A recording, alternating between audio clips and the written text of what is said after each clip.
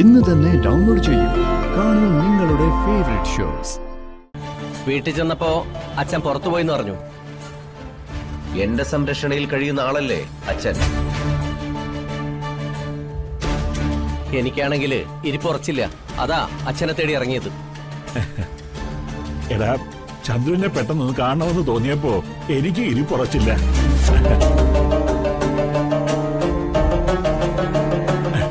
അവളെ കാണാനായി മനോജിന്റെ വീട്ടിലേക്ക് വന്നതാ. അപ്പൊ അതേ വഴി വെച്ച് കണ്ടുമുട്ടി. നന്നായി, അമ്മയെ കണ്ടല്ലോ.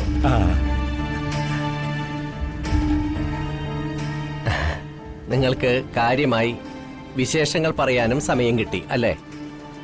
ഇനി പോവാ, വണ്ടി കയറി. പോകാനോ? ഇവിടം വരെ വന്നിട്ട് മനോജിന്റെ വീട്ടിൽ കയറി അവരെ കാണാതെ പോകുന്നത് മര്യാദയാണോ മോനെ?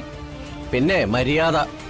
അച്ഛനെ അപമാനിക്കുകയും താറടിച്ച് കാണിക്കുകയും ചെയ്തവരാ ഹരിതയും മനോജുമൊക്കെ. ആ വീട്ടിൽ അച്ഛൻ ഇനി കാലുകുത്താൻ പാടില്ല.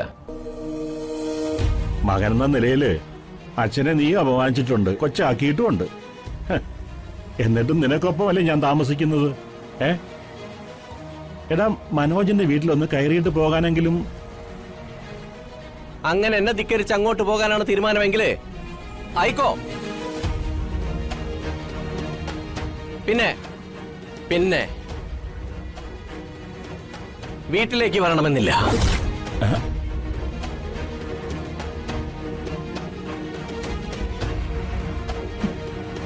അതുവേട്ട, വയസ്സാകുമ്പോ അച്ഛനമ്മമാര് കുട്ടികളെ പോലെ പെരുമാറണമെന്നാ പറയുന്നത്.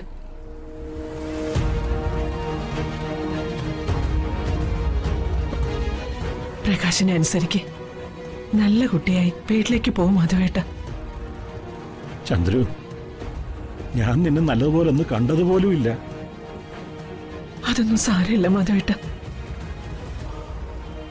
ഇപ്പോ നമ്മളെല്ലാം സഹിക്കാൻ പഠിച്ചില്ലേ? എന്റെ കടിഞ്ഞൂർ പ്രസവത്തിലെ ഒരു മകനായി ഇവൻ.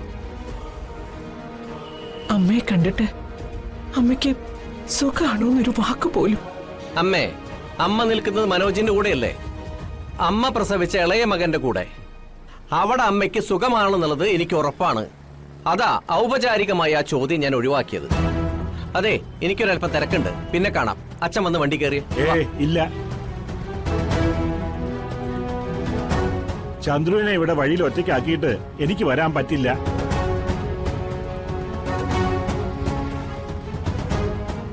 നീ പൊയ്ക്കോ.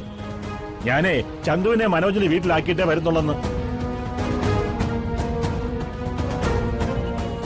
അമ്മേ, എനിക്കൊരല്പം തിരക്കുണ്ട്. അമ്മ പറഞ്ഞാൽ അച്ഛൻ കേൾക്കും. ഒന്ന് പറയമ്മേ. ചെല്ല മാധവേട്ട, ചന്ദ്രു അല്ലേ പറയുന്നേ? ചെല്ലേ. ശരി.